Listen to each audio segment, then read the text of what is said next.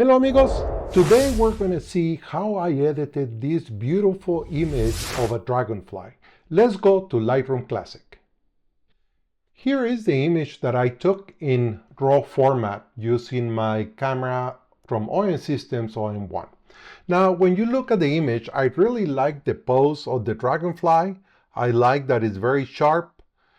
I was a little bit far. I could have extended my lens a little bit more, quite a bit more, and get closer, but I was hoping for a dragonfly in flight, either arriving at the stick or departing the stick. So I wanted to give the dragonfly some room around it in order to be able to catch that moment of the dragonfly in flight. I wasn't lucky at all, but I like this one, static image of the dragonfly on the stick.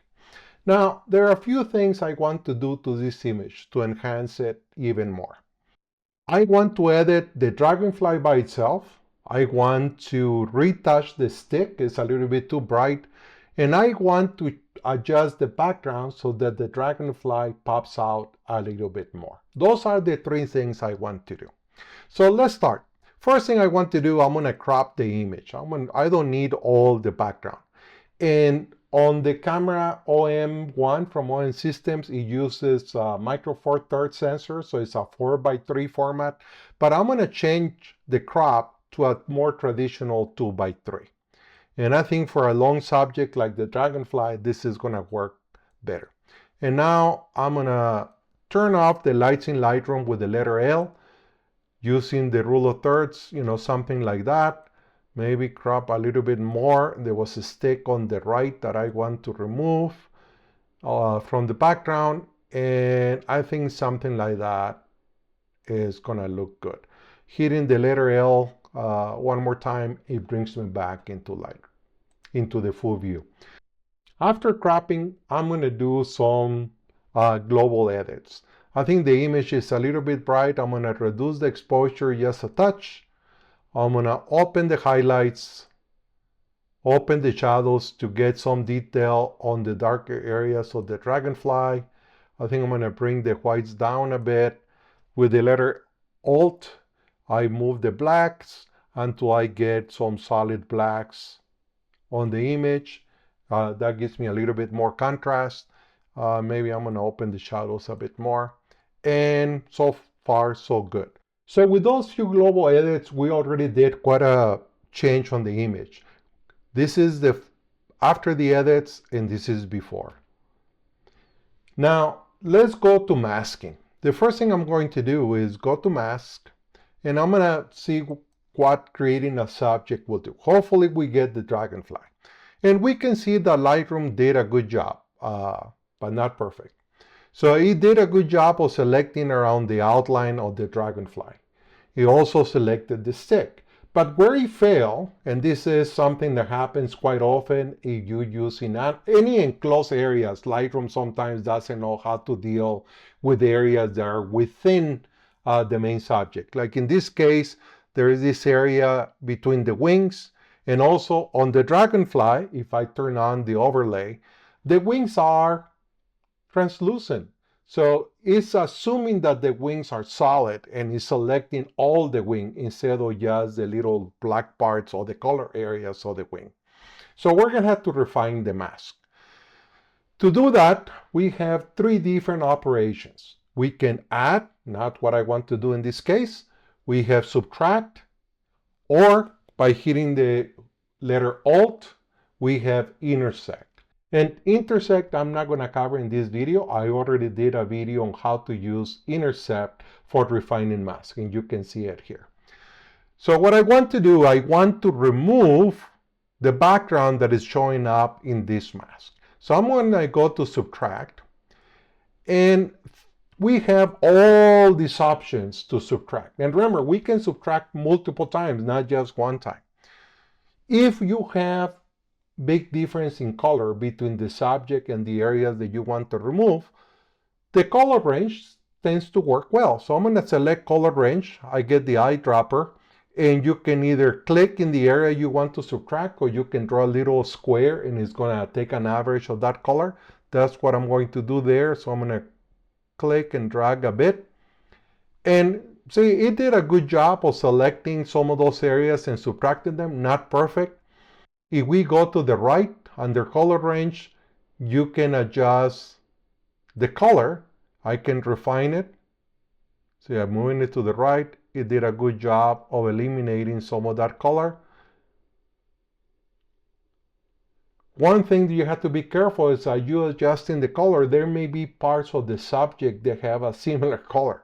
And in this case, this part of the dragonfly, the yellow of the dragonfly, may start to be deselected if I move the refine slider too much.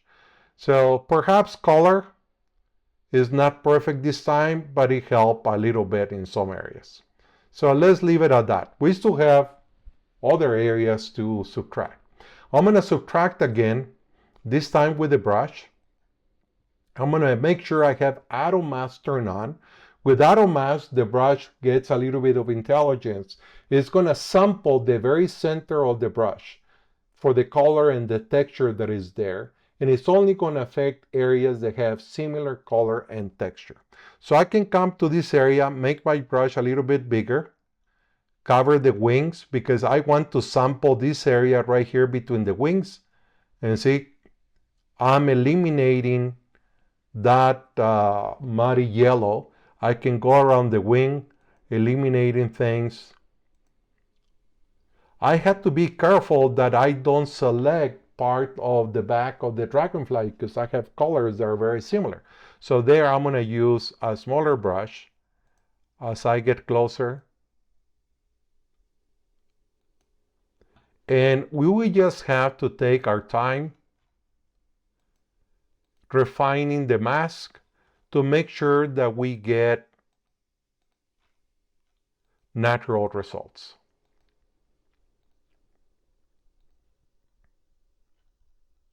So here we have a good mask. The only parts of the wing that are now selected are the parts that actually have some color. But the areas that are translucent are now translucent. Maybe over here a little bit more. Take your time, evaluate your mask so you don't have to come back later. Okay, now here's where we need to think ahead before I do any edits. This time we have a good mask of the dragonfly and we also have a good mask of the stick, but it's all together. I would like to eliminate the stick and leave just the dragonfly. But I also know that I want to select the background.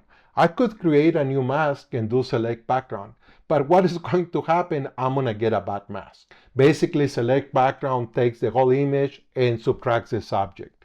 And we know that when we did the subject mask, there were issues with that mask. So there's no point in doing a select background. What I want to do here is to select a background layer. I'm going to take this mask. I'm going to go under mask, the three little dots, and I'm going to duplicate and invert. And now I have a good mask for the background. And I'm going to change the name, double click on the name. I'm going to call it background. So now I had the background. I'm going to go back to the original mask. I'm going to subtract the stick. So to that mask, I'm going to subtract, and I think this select object works very well. So I'm going to take select object, and I'm just going to draw along the stick. And almost by magic, it did a very nice job of selecting, removing just the stick. This mask I'm going to call dragonfly. And the last mask that I need now is just for the stick. So I'm going to create a new mask, select object, and just the stick. And there it is. We have just the stick. So I'm going to call this one the stick. So now I have the three masks that I want. So I'm going to go to the dragonfly mask. And what I want to do there is I'm going to brighten it up a bit. I'm going to bring the blacks down. In effects, I like for my subjects to have a lot of detail, so I'm going to increase the texture. I'm going to increase the clarity. The clarity is also going to give us some additional detail contrast in the middle tones. I'm going in color. I'm going to increase the saturation or the vibrance, make the colors of the dragonfly really pop. So by turning off that mask, you can see the before and the after. Now I'm going to go to the stick. The stick is a little bit too bright, so I'm going to go to the stick mask. In undertone, I'm just going to bring the exposure down a bit and the highlights. And I also want to add texture and some clarity. And now I have the background. See, I already did the hard job of the mask, so it's very easy now to go back and select the different areas that we want to touch. So what do I want to do with the background? Well, I typically have a dark background and a bright subject.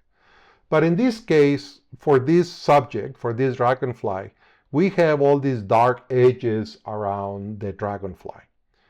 If I darken my background, I don't think it pops out enough. So I'm going to do the opposite. I'm going to increase the exposure a bit. And I think it's going to make the outline of the dragonfly be more noticeable. But in order for the dragonfly to stand out, I want to change the color of the background a bit. The dragonfly is kind of yellow and orange, and the background is kind of a dirty yellowish color. So under color for the background, I'm just going to change the tint towards the green, make it a more greenish, and I think that's going to make the dragonfly pop out a little bit more. Also in this background layer, this image was taken at ISO 800, so there is a little bit of noise. So under the detail, I'm just going to go to noise reduction and remove noise from the background. Final touches to this image is under detail. I'm just going to go to 100%. I'm going to increase the sharpening, increase the detail, create a sharpening mask by holding the Alt key and moving it back until only the dragonfly is selected.